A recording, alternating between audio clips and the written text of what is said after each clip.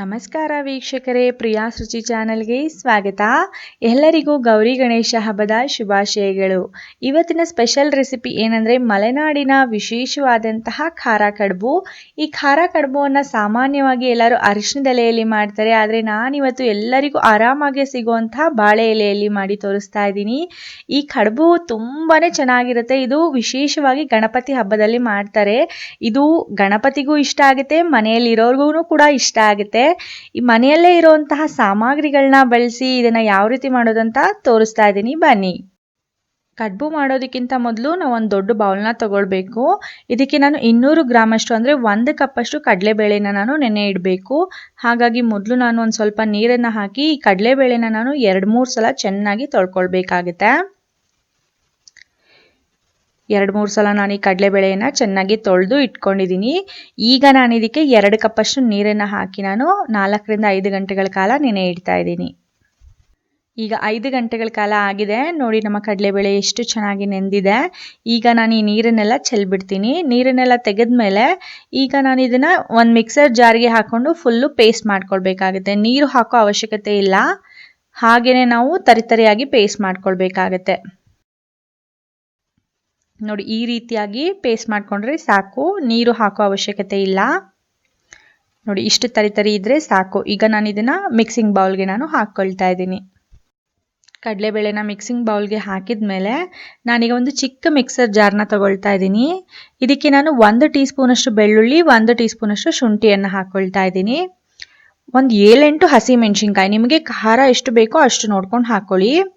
ಜೊತೆಗೆ ಒಂದು ಸಣ್ಣ ತುಂಡಷ್ಟು ಚಕ್ಕೆ, 6-7 ಲವಂಗ, 2 ಏಲಕ್ಕಿಯನ್ನು ಕೂಡ ನಾನು ಹಾಕ್ಕೊಳ್ತೀನಿ. ಇದು ಜಾರಲ್ಲಿ ಪುಡಿ ಆಗಲ್ಲ, ಹಾಗಾಗಿ ಮೊದಲೇ ಸ್ವಲ್ಪ ಪುಡಿ ಮಾಡ್ಕೊಂಡು ನಾನು ಹಾಕ್ಕೊಳ್ತಾ ಇದ್ದೀನಿ. ಒಂದು ಅರ್ಧ ಕಪ್ ಅಷ್ಟು ಕೊತ್ತಂಬರಿ ಸೊಪ್ಪನ್ನು ಕೂಡ ನಾನು ಹಾಕ್ಕೊಳ್ತೀನಿ.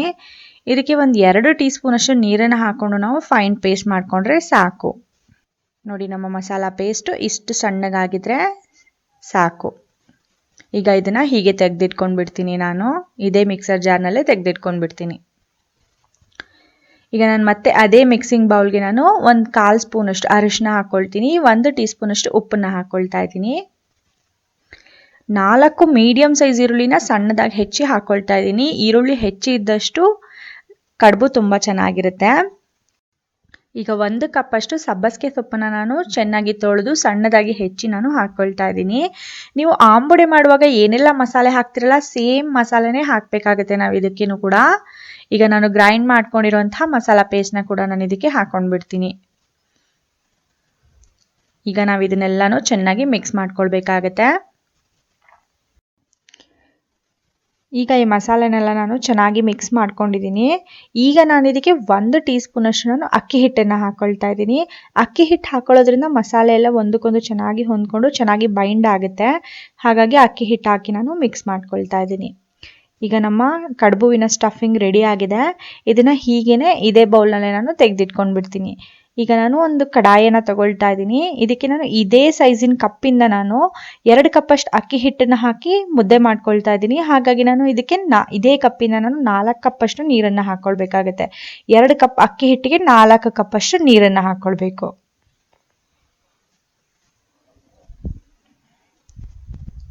ಈಗ ಈ ನೀರಿಗೆ ನಾನು ಉಪ್ಪನ್ನು ಹಾಕ್ಕೊಳ್ತಾ ಇದ್ದೀನಿ. 1 ಟೀ ಸ್ಪೂನಷ್ಟು ಉಪ್ಪು ಮತ್ತು 1 ಟೀ ಸ್ಪೂನಷ್ಟು ಎಣ್ಣೆ ಕೂಡ ಹಾಕ್ಕೊಳ್ತಾ ಇದ್ದೀನಿ. ಗಂಟುಗಳಾಗಬಾರ್ದು ಅಂತ ನಾನು ಎಣ್ಣೆಯನ್ನು ಹಾಕ್ಕೊಂಡಿದ್ದೀನಿ. ಈಗ ಕುದಿಯೋಕೆ ಬರೋವರೆಗೂ ವೆಯ್ಟ್ ಮಾಡಬೇಕು. ನೋಡಿ, ಈಗ ಕುದಿಯೋದಕ್ಕೆ ಸ್ಟಾರ್ಟ್ ಆಗಿದೆ. ಈಗ ನಾನು 2 ಕಪ್ ಅಷ್ಟು ಅಕ್ಕಿ ಹಿಟ್ಟನ್ನು ಹಾಕ್ಕೊಳ್ತಾ ಇದ್ದೀನಿ. ನೀವು 1 ಕಪ್ ಅಕ್ಕಿ ಹಿಟ್ಟು ಹಾಕ್ಕೊಳ್ಬೇಕಂದ್ರೆ 2 ಕಪ್ ನೀರು ಸಾಕಾಗುತ್ತೆ. ಈಗ ನಾವು ಚಪಾತಿ ಲಟ್ಸೋ ಲಟ್ಟಣಿಗೆಯಿಂದ ತಿರುಗ್ಸಕ್ಕೆ ಸ್ಟಾರ್ಟ್ ಮಾಡಬೇಕು. ಗ್ಯಾಸ್ ಫ್ಲೇಮ್ನ ಪೂರ್ತಿ ಲೋ ಆಗಿ ಇಟ್ಕೊಳ್ಳಿ. 1-2 ನಿಮಿಷ ಇದೇ ರೀತಿಯಾಗಿ ನಾವು ಚೆನ್ನಾಗಿ ತಿರುಗಿಸ್ಕೊಳ್ಬೇಕಾಗುತ್ತೆ. ಆಗ ಎಲ್ಲ ಗಂಟೆಲ್ಲ ಹೋಗಿ ಸಾಫ್ಟ್ ಆಗಿರೋ ಹಿಟ್ಟು ನಮಗೆ ಸಿಗುತ್ತೆ. ಕೊನೆಗೆ ನಾವು ಲಟ್ಟಣಿಗೆ ಅಂಟ್ಕೊಂಡಿರೋ ಹಿಟ್ಟನ್ನೆಲ್ಲ ತೆಗೆದುಬಿಡೋಣ. ಈಗ ಒಂದು ಲಿಡ್ನ ಕ್ಲೋಸ್ ಮಾಡಿಬಿಟ್ಟು ನಾವು ದಮ್ಮಕ್ಕೆ ಇಡಬೇಕು. ಗ್ಯಾಸ್ ಫ್ಲೇಮ್ನ ಆಫ್ ಮಾಡಿರಬೇಕು. ಈಗ ದಮ್ಕೊಂಡಿದೆ. 5 ನಿಮಿಷ ದಮ್ಕೊಂಡು ಆದಮೇಲೆ ಇದನ್ನು ನಾನು ಒಂದು ಅಗಲವಾಗಿರೋ ಒಂದು ಪರಾತಿಗೆ ಹಾಕ್ಕೊಳ್ತಾ ಇದ್ದೀನಿ. ಹಿಟ್ಟು ತುಂಬ ಬಿಸಿಯಾಗಿದೆ, ಹಾಗಾಗಿ ಒಂದು 5 ನಿಮಿಷ ಹಾಗೆಯೇ ಬಿಟ್ಬಿಡ್ತೀನಿ ನಾನು ತಣ್ಣಗಾಗಲಿ.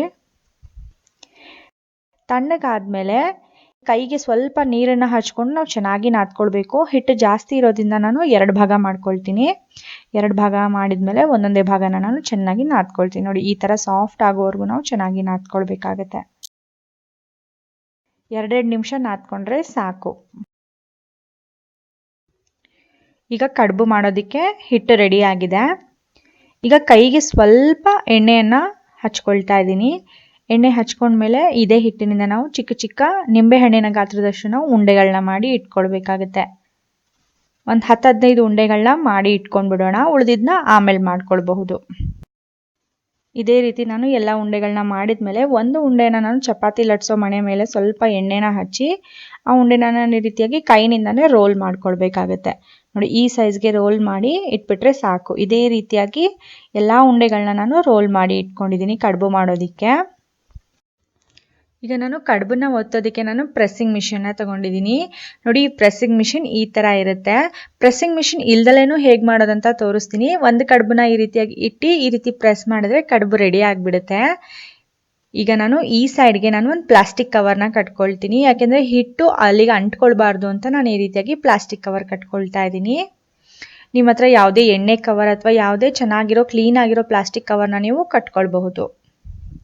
ಪ್ಲಾಸ್ಟಿಕ್ ಕವರ್ನ ಕಟ್ಟಿದ ಮೇಲೆ ಆ ಪ್ಲಾಸ್ಟಿಕ್ ಕವರ್ ಮೇಲೆ ನಾನು ಒಂದು ಹನಿ ಎಣ್ಣೆಯನ್ನು ಹಚ್ಕೊಳ್ತೀನಿ. ಪ್ರತಿ ಸತಿ ಕಡುಬು ಮಾಡುವಾಗ ಹಚ್ಚೋ ಅವಶ್ಯಕತೆ ಇಲ್ಲ. ಒಂದು 5-6 ಕಡುಬಿಗೆ ಒಂದ್ಸಲ ನಾವು ಎಣ್ಣೆನ ಹಚ್ಕೊಂಡ್ರೆ ಸಾಕು.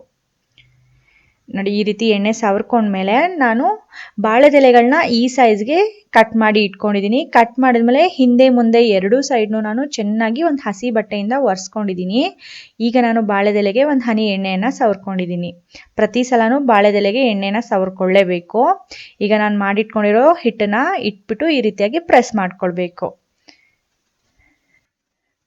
ನೋಡಿ ಪ್ರೆಸ್ಸಿಂಗ್ ಮಿಷಿನಲ್ಲಿ ಎಷ್ಟು ತೆಳ್ಳಗಾಗಿದೆ ಅಲ್ವಾ. ನೀವು ಕರ್ಜಿಕಾಯಿಗೆ ಯಾವ ರೀತಿಯಾಗಿ ಸ್ಟಫಿಂಗ್ನ ಹಾಕ್ತಿರಲ್ಲ ಅದೇ ರೀತಿಯಾಗಿ ನಾವು ಈ ಮಸಾಲಾನ ನಾವು ಹಾಕ್ಕೊಳ್ಬೇಕಾಗುತ್ತೆ. ಹಾಕ್ಕೊಂಡ್ಮೇಲೆ ಈಗ ನಾವು ನಿಧಾನವಾಗಿ ಫೋಲ್ಡ್ ಮಾಡ್ಕೊಳ್ಳೋಣ. ಫೋಲ್ಡ್ ಮಾಡಿ ಈ ರೀತಿಯಾಗಿ ನಿಧಾನವಾಗಿ ಪ್ರೆಸ್ ಮಾಡಿಕೊಂಡ್ರೆ ಅದು ಅಂಟ್ಕೊಂಡ್ಬಿಡುತ್ತೆ. ಈಗ ನಾವು ಕೈಗೆ ತಗೊಂಡ್ಮೇಲೆ ನೋಡಿ ನಾನು ನಿಮಗೆ ತೋರಿಸ್ತೀನಿ ಯಾವ ರೀತಿಯಾಗಿ ಆಗಿದೆ. ನೋಡಿ ಎಷ್ಟು ಚೆನ್ನಾಗಾಗಿದೆ ಅಲ್ಲ ನಮ್ಮ ಕಡುಬು. ಇದನ್ನು ಇದೇ ರೀತಿ ಬಾಳೆ ಎಲೆ ಮುಚ್ಚಿ ನಾವು ಹಬೆಯಲ್ಲಿ ಬೇಯಿಸ್ಕೊಳ್ಬೇಕಾಗತ್ತೆ. ಸಾಧಾರಣವಾಗಿ ಈ ಕಡುಬನ್ನ ಅರಿಶಿಣದೆಲೆಯಲ್ಲೇ ಮಾಡಬೇಕು. ನಮ್ಮೂರಲ್ಲಿ ಗಣೇಶ ಹಬ್ಬ ಟೈಮಲ್ಲಿ ದೊಡ್ಡದಾಗಿರೋಂಥ ಅರಿಶಿಣದೆಲೆಗಳು ಮಾರ್ಕೆಟಲ್ಲೇ ಸಿಗುತ್ತೆ. ಆದರೆ ಬೆಂಗಳೂರಲ್ಲಿ ಅದೆಲ್ಲ ಸಿಗೋದಿಲ್ವಲ್ಲ, ಹಾಗಾಗಿ ನಾನು ಬಾಳೆ ಎಲೆಯಲ್ಲೇ ಮಾಡಿ ತೋರಿಸ್ತಾ ಇದ್ದೀನಿ. ಅದು ಎಲ್ಲರಿಗೂ ಈಸಿಯಾಗಿ ಸಿಕ್ಬಿಡುತ್ತೆ. ಈಗ ನಾನು ಮತ್ತೊಂದು ಬಾಳೆ ಎಲೆನ ತಗೊಂಡು ನಾನು ಕೈನಲ್ಲಿ ಯಾವ ರೀತಿಯಾಗಿ ಕಡುಬನ್ನ ಮಾಡೋದು ಅಂತ ತೋರಿಸ್ತಾ ಇದ್ದೀನಿ. ಮತ್ತೆ ಅದೇ ಅಕ್ಕಿ ಹಿಟ್ಟಿನ ರೋಲನ್ನು ತಗೊಳ್ಳೋಣ. ಈಗ ನಾವು ಕೈಗೆ ಸ್ವಲ್ಪ ಎಣ್ಣೆನ ಹಚ್ಕೊಂಡು ಈ ರೀತಿಯಾಗಿ ನಾವು ಪ್ರೆಸ್ ಮಾಡ್ತಾ ಹೋಗಬೇಕಾಗತ್ತೆ.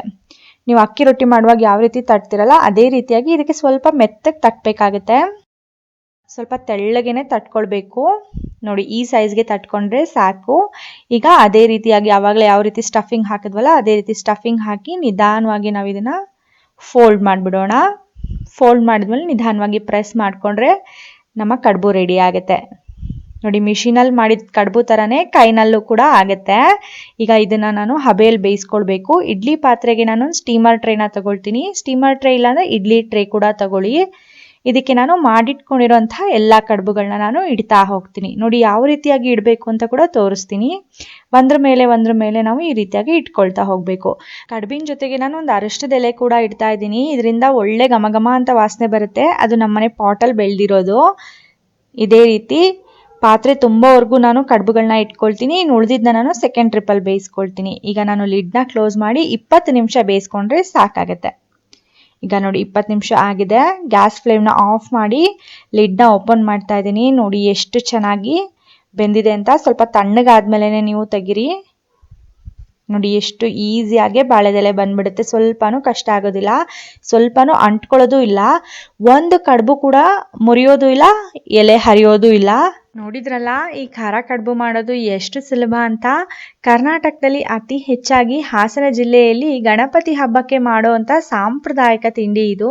ನಿಮಗೆಲ್ಲರಿಗೂ ಈ ಸಾಂಪ್ರದಾಯಿಕ ಖಾರ ಕಡುಬು ಇಷ್ಟ ಆಗಿದೆ ಅಂತ ಅಂದ್ಕೊಳ್ತೀನಿ. ಇಷ್ಟ ಆಗಿದ್ರೆ ಪ್ರಿಯಾಸ್ ರುಚಿ ಚಾನಲ್ಗೆ ಲೈಕ್ ಮಾಡಿ. ನೋಡಿ ಇವಾಗ ನಾನು ಒಂದು ಕಡುಬನ್ನ ನಾನು ಕಟ್ ಮಾಡಿ ಕೂಡ ತೋರಿಸ್ತೀನಿ ಇದು ಎಷ್ಟು ಮೃದುವಾಗಿದೆ ಅಂತ. ನೋಡಿ ಒಳಗಡೆ ಸ್ಟಫಿಂಗ್ ಕೂಡ ಎಷ್ಟು ಚೆನ್ನಾಗಿ ಬೆಂದಿದೆ, ತುಂಬಾನೇ ಸಾಫ್ಟ್ ಆಗಿದೆ. ನೀವು ಇದನ್ನ ಯಾವ್ದಾದ್ರು ಕಾಳಿನ ಸಾರು ಅಥವಾ ಕಾಳಿನ ಗೊಜ್ಜು, ಕಾಯಿ ಚಟ್ನಿ ಜೊತೆ ತಿನ್ನಬಹುದು. ತುಪ್ಪದ ಜೊತೆಗೂ ಕೂಡ ತುಂಬಾನೇ ಚೆನ್ನಾಗಿರುತ್ತೆ. ನೀವು ಕೂಡ ಈ ಸಲ ಮರಿದಲೆ ಗಣಪತಿ ಹಬ್ಬಕ್ಕೆ ಈ ಖಾರ ಕಡುಬು ರೆಸಿಪಿಯನ್ನ ಟ್ರೈ ಮಾಡಿ.